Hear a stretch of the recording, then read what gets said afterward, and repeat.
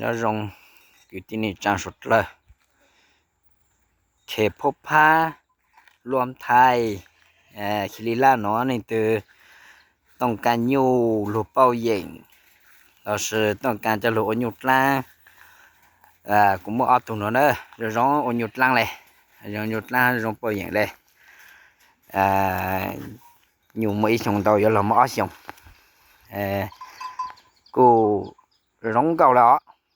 rong cầu đây tụi nó để xanh ra tụi nó nó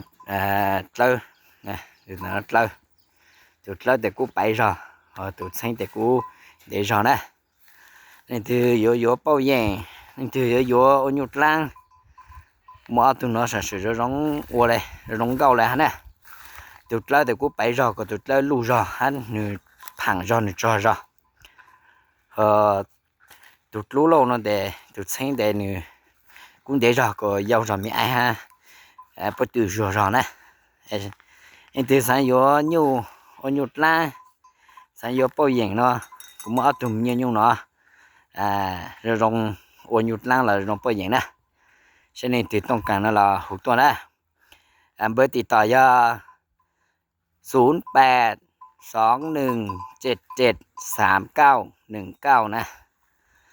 thì ต้องการหกตัวเป็นนอละแล้วเอาตัวอยู่กูsử dụng nhụt la ha rong bao nhiêu nè